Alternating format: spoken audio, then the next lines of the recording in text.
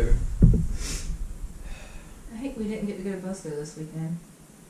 Yeah, me too. But I mean, it's April in North Carolina, so it's gonna be cold and raining and windy anyway, so it really doesn't matter. It's actually really nice outside. No, it ain't. Yeah, it really is. Are you serious? Yeah. I gotta go look at this. I don't believe you. Son of a...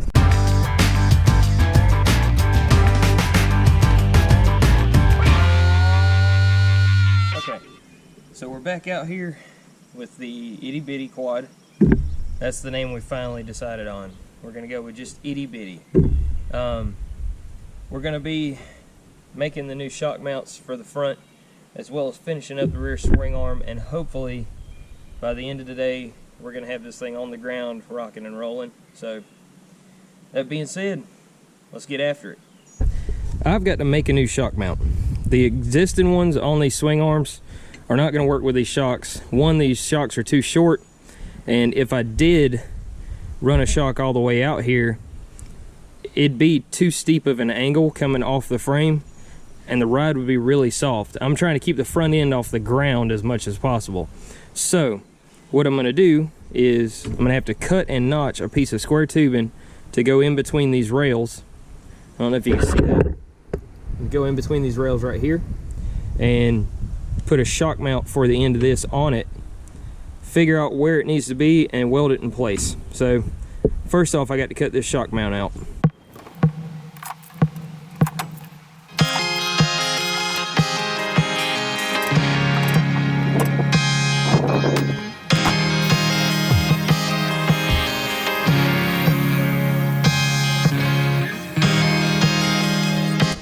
Alright,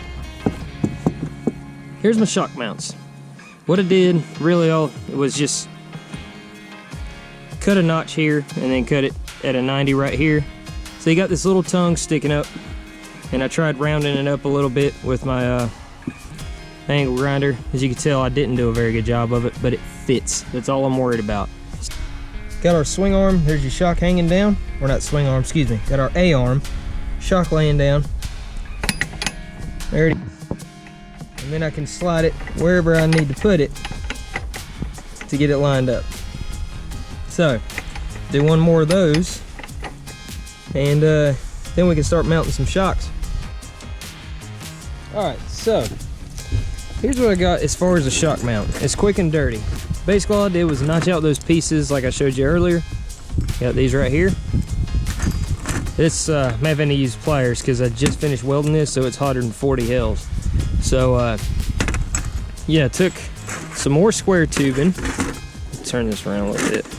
Took some more square tubing and just cut a section out at an angle and welded it on top, and then drilled holes in it.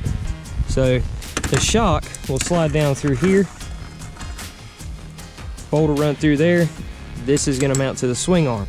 I'll have to strip this paint off on the swing arm, but I'll figure out where I want it to sit, tack it in place, and then dismount the shock and everything so I don't melt the bushings out of it, fully weld this in, and same thing on the other side. So, let's get after it.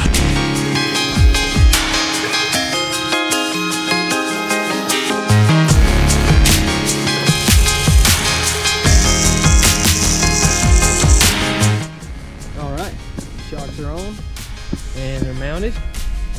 I haven't tightened everything down yet, it's just kind of finger tight at the moment, but everything looks pretty good. Angles look good. I won't be able to test it yet until I get done with the rear swing arm, so let's get after it.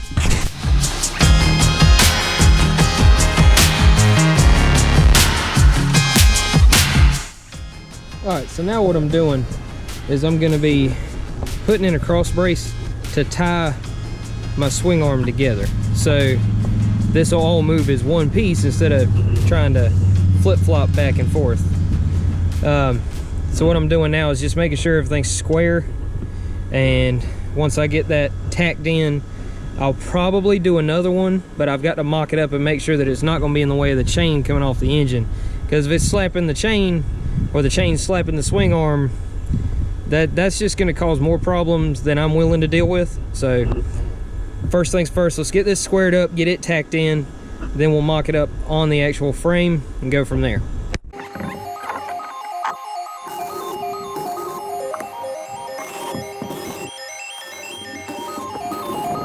Brake disc. What I'm gonna do is run 45s from here to here on both sides. So you have 45 here, here, here, and here. That way it'll give it some rigidity, keep it from twisting, and I won't have to put a bar up front. Alright, got all my little 45s made and mocked up. So what I'm gonna do is tack those in, and then we're gonna start figuring out how to mate it up to this. Okay, so basically what I'm gonna do, you got your swing arm that we put together. Really simple to do once you get it figured out, but you got to make sure everything's square. That's the most important thing. Now, this is the piece that connects it to the rear of the frame. What I'm gonna do is probably run at least 2, maybe 3 pieces of square tubing going through here just to tie everything together. I'm not gonna do it too far to the outsides because the chain's gonna be running right through here and I don't wanna cause any interference issues. So, I'm gonna measure out exactly where I want this to sit. That way I've got my wheel spacing and everything. 'Cause I want to make this thing longer, but I don't want it to be 10 feet long because then I'll need a football field to turn it around. So, yeah.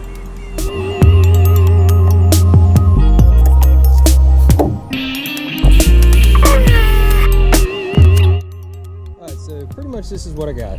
I'm gonna run these here.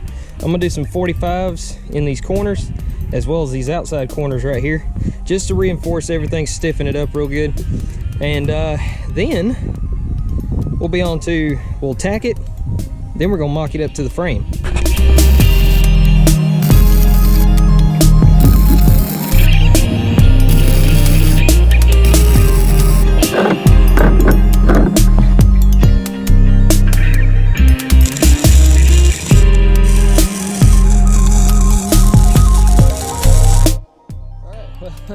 I got it out of the shop. Now here comes the fun. I got to get it from here to there. So hopefully I got some ibuprofen in the house because I get the feeling I'm gonna need it. Anyway, let's get after it.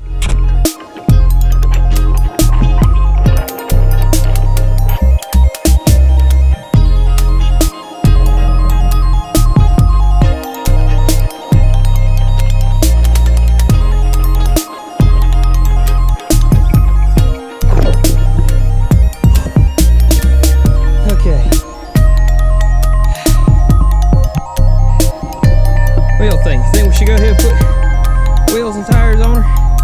See how she mocks up? I think so.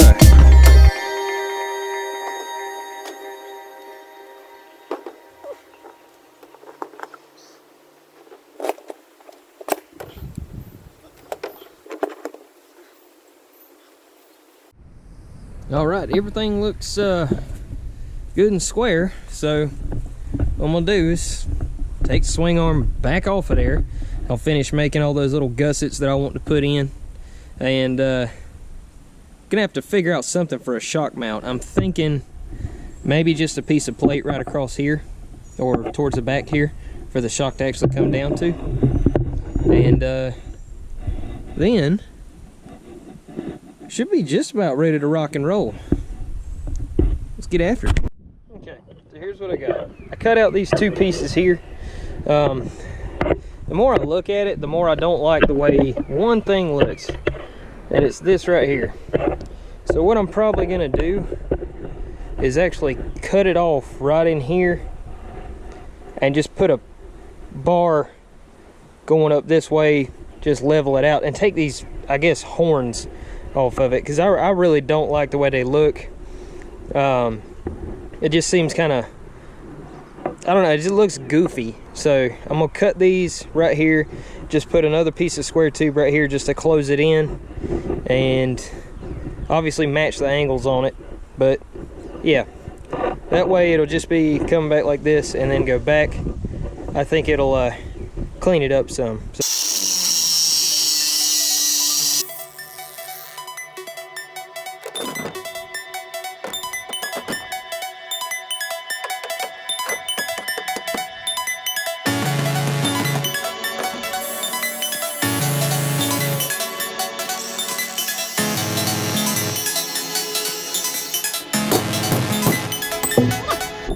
So now I'm gonna cut a piece to put in here, get this all cleaned up, put that in there, welded in. So got all my finished welding done. I cut them horns off and put these new pieces in right here. I may cap these off, I don't know yet. I really think it'll be fine the way it is, but so next order of business is gonna be to slap the axle and everything back on here and get it on the quad.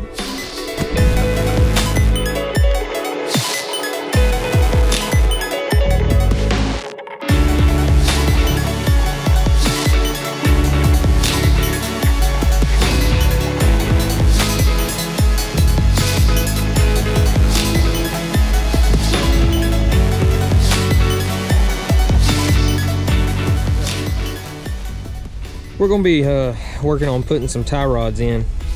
There's your bottom of your steering stem up in here. Now these Yerf Dog A-arms,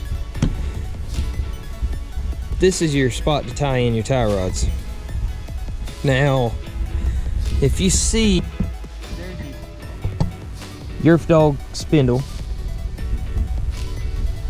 and there's your steering stem. There's your Yerf Dog spindle, there's your steering stem. Now, that's going to cause some problems because this is not going to be even with this A-arm.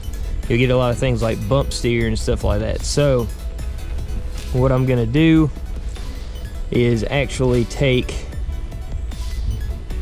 another piece and put it in right here, probably just some angle or something like that. Put it right in here, and I'll have to make the tie rods up first. I'm going to show you how I'm going to do that, but I'll connect the tie rod, put this piece on here and get it center of these, and then weld it in. So same thing on that side. Let's get after it.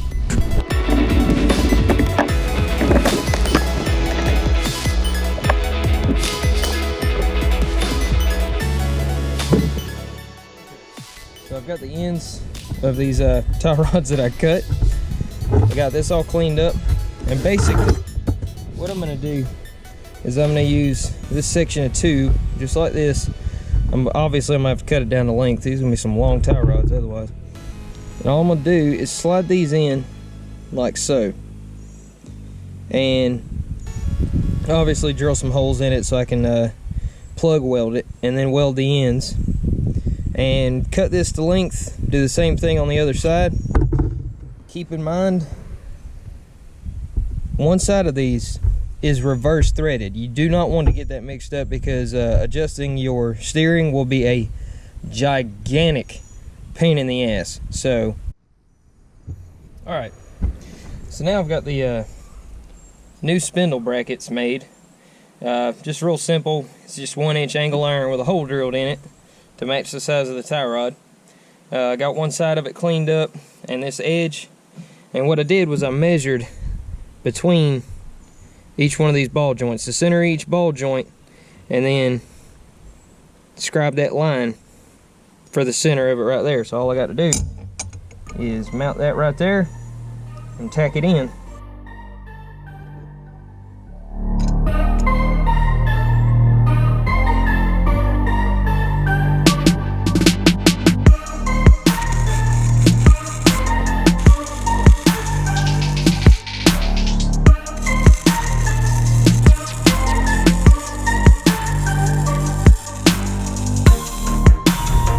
Alright, now that we got these new brackets put in, it's time to make some tie rods.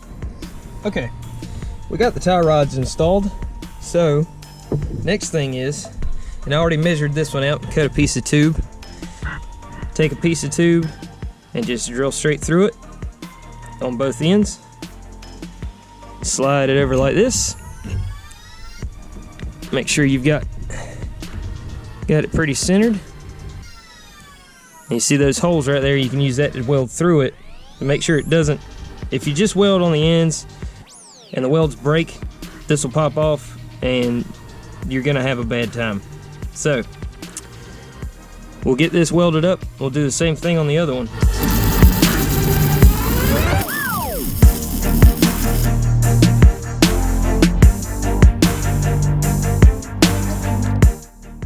Tie rods, check. Rear shock installed, check. Steering,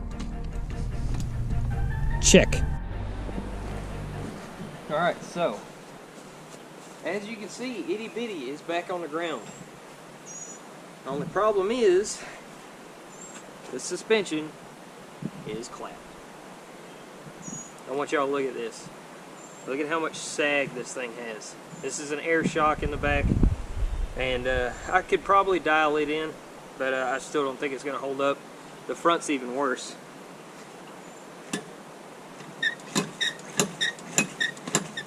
Good news is no bump steer, but that's not a lot of travel, and those front shocks are tightened up as far as they can be. So I have already ordered some new gas shocks to go on the front. I'm going to see what I can do with the rear one. If not, I might have another one floating around here somewhere. But steering works. It doesn't have as much turning radius as I had hoped, but I really won't be able to test it until I get a chain back on it and get the brakes hooked up, because yeah, I'm not making that mistake again. So hopefully in the next episode we're gonna finish getting the shocks put on. We're going to, of course, make it pretty, and I might even do some floating fenders front and rear for this thing. I have an idea for lighting on the front as well that I think is gonna either be really cool or really dumb, or a combination of both. You never know. So till next time, y'all get up, get out there, and get after it.